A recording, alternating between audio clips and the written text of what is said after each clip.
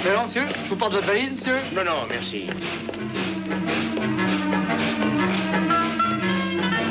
Oh, excusez-moi. Excusez-moi, monsieur. Watson! Watson! Pardon. Watson, dépêchez-vous, voyons, le train part. Oui, voulez-vous prendre ça, Holmes? Excusez-moi, excusez-moi. Ah, ça en a fallu peu, Holmes. Ça en a fallu très peu. Si vous n'aviez pas perdu votre temps à faire le joli cœur auprès de cette barmaid, vous n'auriez pas eu à courir. Comment diable savez-vous? Votre coude, il est mouillé. Oui, alors? Ça prouve qu'il était posé sur un bar, évidemment. Et si je vous connais bien, ça n'était pas un barman. Elle était jolie. Ah oui, un visage de Madone et elle arrivait des Lancashire. Elle était que depuis quelques jours à Londres. Libellule Watson! Taunton, le cerf-volant. On peut dire que le monde est petit, alors. Gervier Libellule, le meilleur poids léger de l'université. Oh, j'ai l'impression que vos ailes ont pris de l'ampleur avec l'âge, hein? Oh, au fait, Holmes, vous connaissez cerf-volant? Non? Comment allez-vous, cerveau-lent? Avez-vous dit Holmes? Pas monsieur Sherlock Holmes. Oh, vous avez entendu parler de lui dans les journaux. Naturellement, les journaux ne parlent que de votre dernier succès, monsieur Holmes. Oui, oui, au début, nous avons eu pas mal de difficultés, mais nous avons fini par nous en tirer avec les honneurs, moi et vous, Holmes. Oui, vous et moi, Libellule. Vous savez, je ne serais pas surpris que vous alliez à la pêche. Oui, non, à Wickenham, vous connaissez? Mais oui, bien sûr. J'habite le manoir de la famille près de Fordingham. C'est à 2 pas de Wickenham. Entre nous, soit dit, quelque chose ne va pas, mon vieux? Oh, non, non. D'ailleurs, je ne voudrais pas ennuyer monsieur Holmes avec mes soucis. Quel souci avez-vous, monsieur Taunton? Eh bien, voilà, il s'agit de ma vieille momie. Oh, on l'a dit Taunton? Non, non, non, je voulais parler de l'égyptienne. J'ignorais que votre père s'était remarié. Non, non, ne soyez pas idiot, Libellule. Je parle d'un de ces Égyptiens qui ont été momifiés il y a des milliers d'années. Pas de ma grand-mère. Oh, oui, oui. Et vous possédez une de ces momies? Eh oui. C'est mon oncle Joe qui me l'a envoyé d'Égypte. Il est archéologue depuis l'enfance. À mon avis, c'est plutôt un curieux cadeau. L'an dernier, il m'a envoyé du sable. Quoi? Oui, du Sahara. Le désert, vous connaissez? Vous dites du sable? Eh ben oui, quoi, du sable. Je l'ai reçu un matin, comme le vieux prêtre. Le vieux prêtre? Oui, il s'appelle Amenhotep. Hein? Amenhotep. Prêtre de la 14e dynastie, du moins, c'est ce que le professeur Van Tolkien m'a dit. Le professeur Van Tolkien? Oui, c'est un collègue de mon oncle. Il habite près de chez moi. Ce qui n'empêche pas qu'il n'a pas pu découvrir ce qu'avait ma momie. Précisément, qu'est-ce qu'a votre momie, monsieur Taunton? Elle rit. Je demande pardon. Elle rit. Elle rit. Mais oui. Mais comment rit-elle? Voyons un peu. Oui, elle rit comme ceci. Non, non, non, non, c'est pas ça. Ce serait plutôt, oui, ce serait plutôt comme ça. Oui. Et quand rit-elle? Oh, mais n'importe quand. Mais vous l'avez vu rire? Moi? Oh, bien heureusement, non. Faites-en cadeau à quelqu'un. Rien à faire. Personne n'en veut. Peut-être bien que vous... Oh, non, non, non, non, je suis vraiment désolé. Oh non, nous ne pourrions pas. Mais vous pourriez la brûler ou l'acheter dans la rivière, ou peut-être encore... Oh, voyez-vous, ça peut sembler idiot, mais il y a une inscription sur le coffre. Elle dit à peu près ceci. Qui détruira mon sommeil se détruira lui-même. Le professeur Van Tolkien me l'a traduite. Oui, mais enfin, vous ne croyez pas à ces bêtises, à ces prédictions maléfiques, au mauvais œil, etc., non? Ben, non, je ne crois pas réellement à la malédiction, Libellule, mais il faut que je fasse quelque chose. Voilà, je suis fiancé à Antoinette Featherstone. Vous le saviez? Non. Oh, elle est charmante. Mais elle a une tante, une vraie mégère. Elle insiste auprès d'Antoinette pour qu'elle rompe ses fiançailles, sous prétexte qu'un homme qui conserve une momie égyptienne qui rit, eh bien, est incapable de rendre une femme heureuse. Oui, oui, mon Dieu, je peux la comprendre, oui, oui. Alors, voudriez-vous venir chez moi et essayer de l'empêcher de rire? Nous l'aurions fait avec plaisir, mon vieux, mais nous allons à la pêche et... Mais ça pourrait s'avérer intéressant, Watson. Une momie qui rit.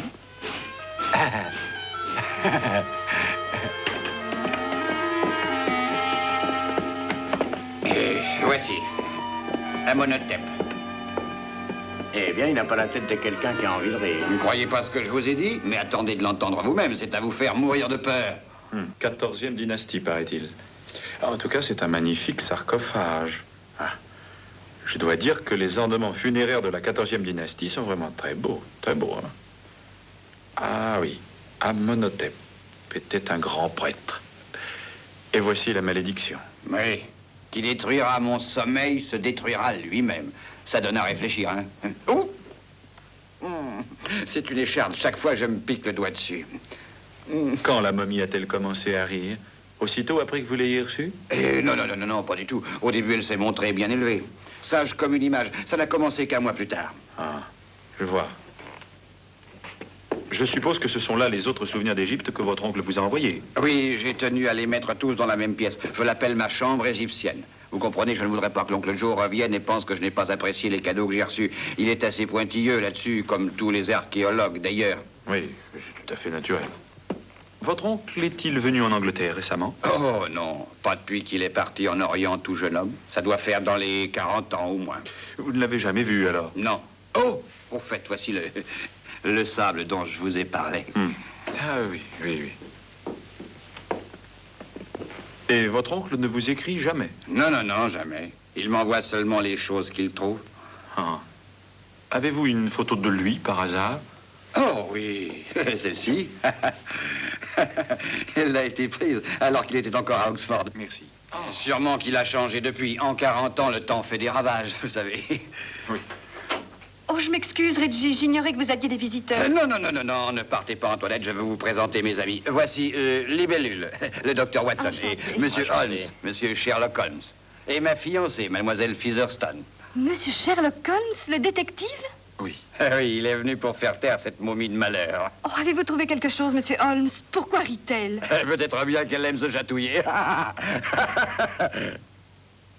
Je n'arrête pas de demander à Reggie de s'en débarrasser, de la détruire ou de la donner.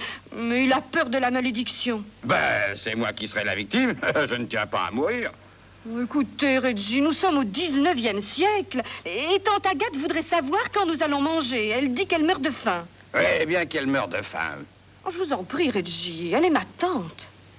Alors, je suppose qu'il faudra que je fasse la cuisine. La cuisinière est partie hier soir, la 4e en un mois. Dites, Libellule, savez-vous faire la cuisine? Oui. Oh, Reggie, vous n'avez pas invité le docteur Watson pour faire la cuisine. Je vais la faire. Ah, il vaut peut-être mieux que je la fasse moi-même, après tout. Nous la ferons tous les deux. Venez. Combien sommes-nous? 5? Non, nous sommes 6. J'ai invité le professeur Van Dawkins à dîner. Ah. En attendant, si vous désirez un verre de sherry ou de brandy ou d'autres choses, vous en trouverez dans le placard.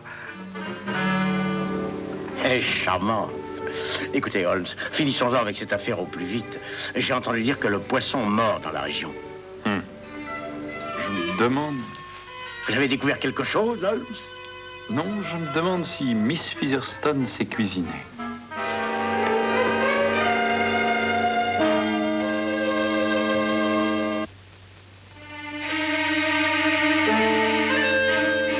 Ainsi, vous prétendez être docteur. Un vétérinaire tout au plus. Pardon, madame, je suis lauréat du Collège royal de médecine et spécialiste des maladies du cerveau. Et vous enquêtez, jeune homme, à ce qu'il paraît. Oui, madame, j'enquête. Pour le compte de la police? Oui, à l'occasion. Pas surprenant que les crimes augmentent. Antoinette, nous mangeons, oui ou non? Dans une minute, Tantine, nous arrivons. Reggie m'a dit que vous veniez d'arriver d'Égypte, professeur. Oui, monsieur Holmes. Je suis revenu il y a quelques mois. J'ai pris la décision de ne plus m'occuper d'égyptologie. Je vois. J'ai entendu dire que vous aviez connu l'oncle de Reggie quand vous étiez là-bas. Oui, le professeur Taunton et moi, nous avons longtemps fait des fouilles ensemble dans la vallée du Bas-Nil. Et le professeur Taunton poursuit ses recherches? Oui, Joseph a entrepris d'importants travaux juste avant que je ne parte. Ça doit être très agréable d'avoir votre famille et vos amis, professeur, après tant d'années. Je suis parti si longtemps, docteur, que je n'ai plus aucun ami. Et j'ai bien peur que même ma famille ne me reconnaîtrait plus. Et voici le festin annoncé. Vous l'apprécierez mieux de l'avoir attendu. Oh, je vous en prie que chacun se serve à volonté et qu'on oublie les formalités. Truite du pays. Préparée selon une recette découverte dans un vieux livre de cuisine. N'est-ce pas, Reggie? Ah oui, du moins j'espère que c'était de cuisine. J'y ai lu quelque chose à propos de mélange d'hydrogène et d'oxygène. Ça, je peux l'affirmer en tout cas. Ah, c'est merveilleux. Il y a des années que je n'ai mangé une truite bien préparée.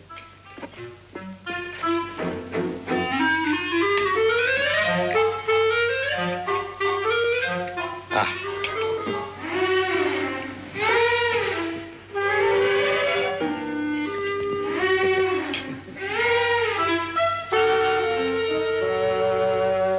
Une semelle. Vous entendez? Une véritable semelle. Mais c'est très mangeable. Vous êtes bien d'accord, Holmes? Oui, tout de même, une sauce bien relevée l'améliorerait. Mais c'est très bon. C'est délicieux, mademoiselle Featherstone. Et évidemment, vous êtes habitué à manger des mouches et des sauterelles, qui sont, paraît-il, considérés comme des mets de choix chez les sauvages d'Égypte.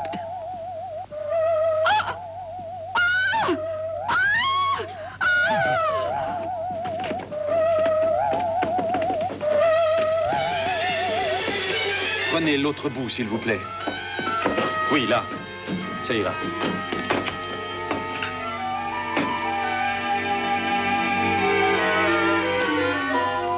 Cette fois, nous l'avons entendu nous-mêmes. Oui, Watson. Nous l'avons entendu nous-mêmes.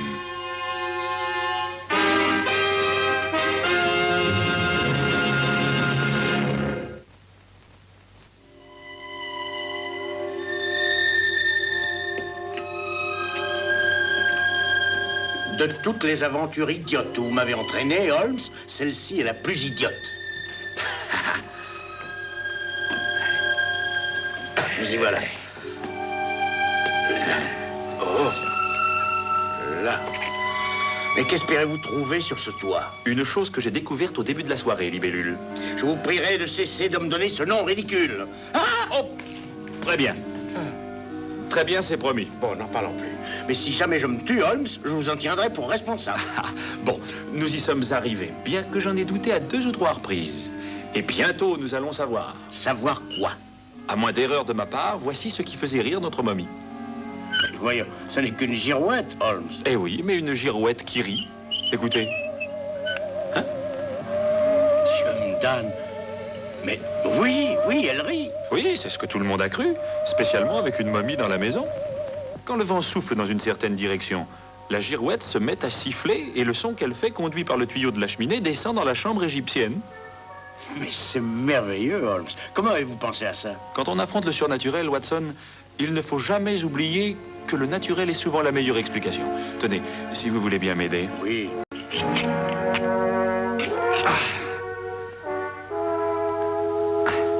Watson, ça y est. Vous croyez que nous pourrons descendre, Holmes? Oui. Faites bien attention. Oh, Holmes! Oh! Tenez, Watson. Tenez-moi ça 1 minute. Watson, vous la prenez.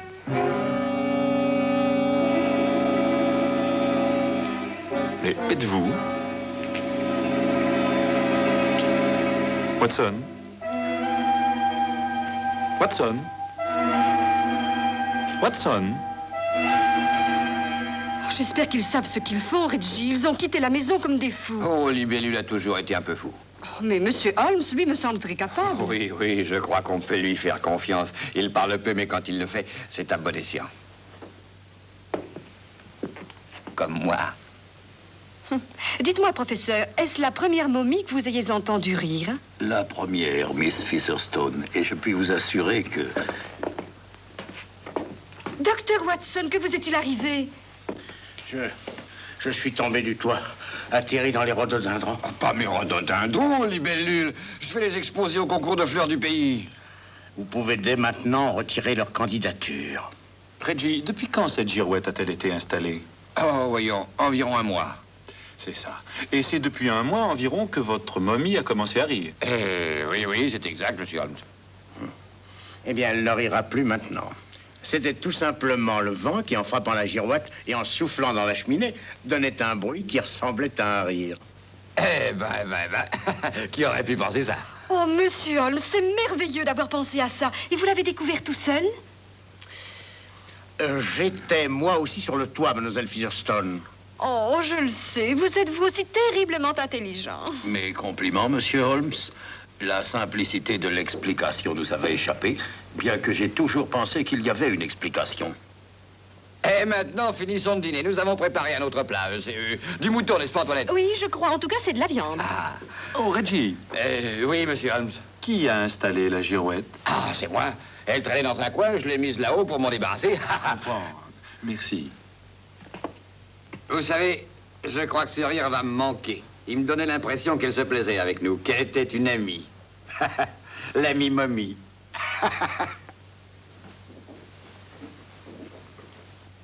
Eh bien, encore un mystère que nous avons résolu, hein, Holmes?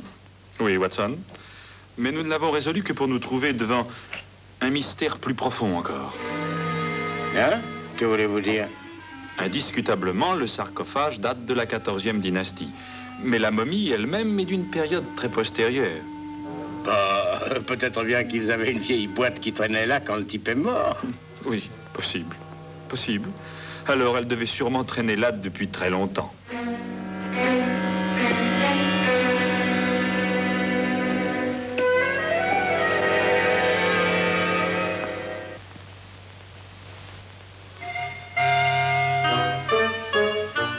Bonjour tout le monde. La journée s'annonce merveilleuse. Quelle matinée splendide. Ah, bonjour, Miss Featherstone. Oui, en effet, c'était splendide. Oui.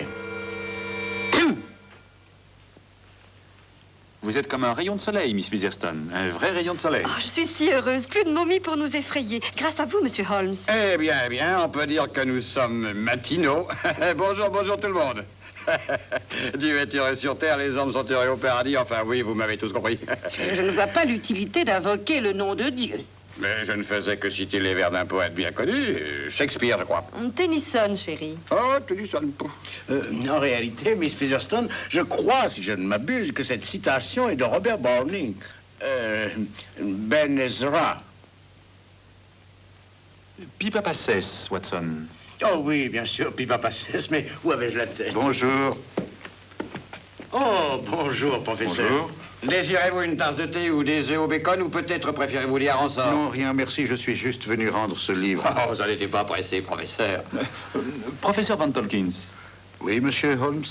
Reggie a dans la chambre égyptienne un vase de la 14e dynastie qui m'intrigue un peu. J'aimerais que vous me donniez quelques éclaircissements à son sujet. Avec le plus grand plaisir, monsieur Holmes. Voulez-vous tout de suite? Si ça ne vous dérange pas trop, professeur. Oh, pas du tout. Eh bien, allons-y.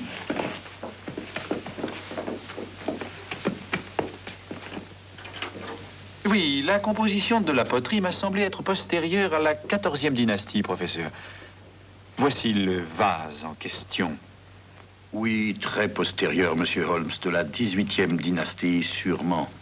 Je pensais bien que Reggie faisait erreur. Tout comme il a fait erreur à propos de la momie. La momie? Je crains fort de ne pas vous comprendre. Vraiment? Je pensais que c'était vous qui aviez dit à Reggie qu'Amenhotep était de la 14e dynastie. C'est moi, monsieur Holmes? Mais évidemment, cette momie, comme le vase, est d'une période beaucoup plus récente. Réellement? Et de combien plus récente, à votre avis, monsieur Holmes? Eh bien, disons, 4000 ans environ. Et...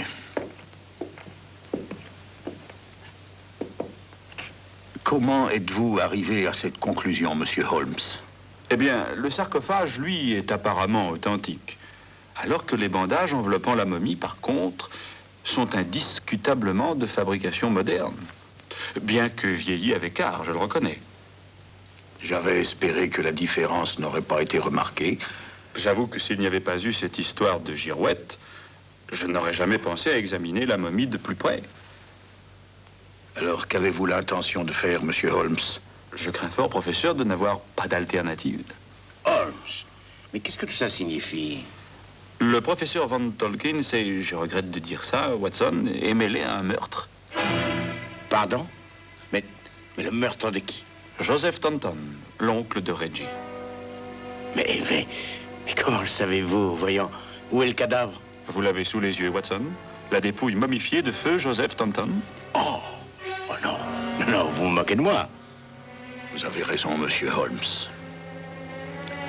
C'est bien Joseph Taunton. Et si je l'ai tué... Que voulez-vous dire? Si vous l'avez tué? J'ignore si je l'ai fait. Je sais que ça peut paraître étrange.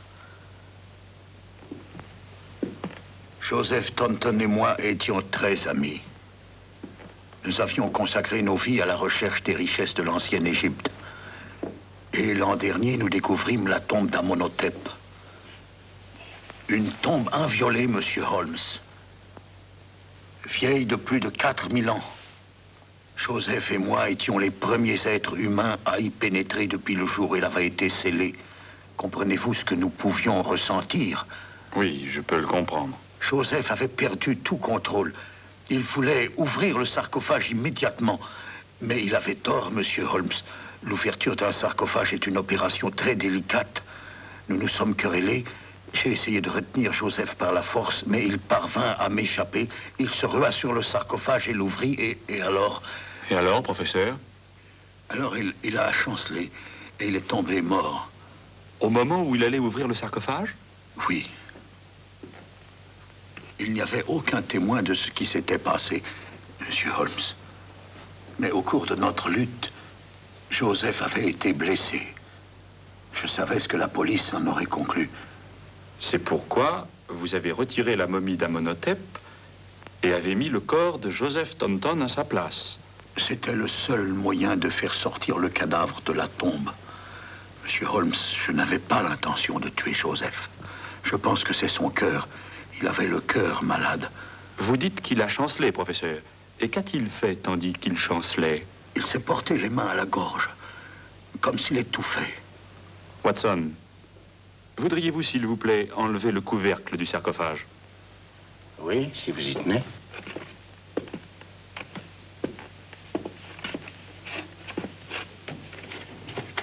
D'où? C'est cette maudite écharde. Oui, Watson, ou c'est ce que Reggie a dit, et sans aucun doute ce que l'oncle Joseph a dit aussi. Professeur, voudriez-vous regarder de plus près ce que Reggie appelle une écharde?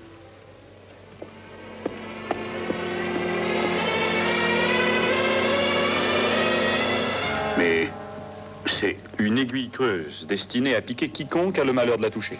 Mais je ne comprends pas. La menace d'Amenhotep.